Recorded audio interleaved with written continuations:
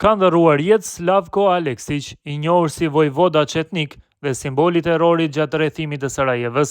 Slavko Aleksić, një nga figurat më të kontestuara dhe më të njohura që lidhet me luftën në Bosnjë dhe Hercegovinë dhe me rrethimin 1425 ditor të Sarajevës, ka vdekur në Trebinje. Ai ishte komandanti i formacionit paramilitar dhe në opinionin publik të Bosnjë dhe Hercegovinës emri i tij lidhet fort me snajperët dhe terrorin ushtarak ndaj popullsisë civile gjatë rrethimit të kryeqytetit. Aleksić ka lindur në 1956 në fshatin Bogdashiqi dhe ka kaluar një pjesë të madhe të jetës në Sarajev, ku kishte punuar dhe studiuar, që në fund të viteve 1980 ai u përfshi në strukturat nacionaliste dhe kur shpërtheu lufta, mori komandën e njësisë së tij në zonën e Gërpavicas. Forcat nën komandën e tij ishin të vendosura në pozicione nga ku qyteti ishte në zjarr konstant dhe shumë dëshmi civilësh dhe raportime i lidhin njësitë e tij me sulme ndaj popullsisë civile dhe për hapjen e frikës në mesin e banorëve të Sarajevës. Megjithatë, Aleksić asnjëherë nuk u gjykua para gjykatave vendore apo ndërkombëtare për aktet e tij. Pas bombardimeve të NATO-s dhe pas marrëveshjes së paqes së Daytonit në vitin 1996, ai udhëhoqi tërheqjen e forcave serbe dhe një pjesë të popullsisë nga Grbavica dhe vazhdoi aktivitetet ideologjike edhe pas luftës. Emri i tij u rikthye kohët e fundit në skenë pas debatit të ashpër lidhur me hetimin e njohur si Sarajevo Safari, që po zhvillohet në Milano rreth vrasjes së civilëve për qef gjatë rrethimit të kryeqytetit bosnjak, ku pjesëmarrës është raportuar se ishte edhe presidenti aktual i Serbisë, Aleksandar Vučić.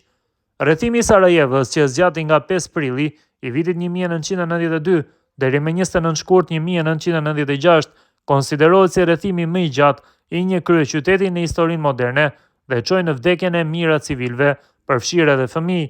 Organet ndërkombëtare kanë cilësuar atë një fushatë të terrorit organizuar kundër popullsisë civile. Ndërkohë, pas vdekjes së Aleksićit, gazetari ulëmtues kroat Domagoj Margetić ka ngritur dyshime serioze për përfshirjen e presidentit serb Aleksandar Vučić. Në një deklaratë publike, Margetić tha se Aleksić ishte një nga dëshmitarët më të rëndësishëm lidhur me përfshirjen e dyshuar të Vučićit në krime lufte gjatë viteve 90, përfshirë atë që ai e ka quajtur Sarajevo Safari në kryeqytetin e Bosnjës. Gazetari shton se Aleksić kishte qenë gjallë edhe në gjendje të mirë shëndetësore deri rreth 10 ditë më parë, te kishte dhënë deklarata publike në mbështetje të Vučićit. Megjithatë, sipas Margetić, lajmi për vdekjen e Aleksić u shpërnda papritur vetëm pak ditë pasi ai ishte shtruar në spitalin ushtarak në Beograd.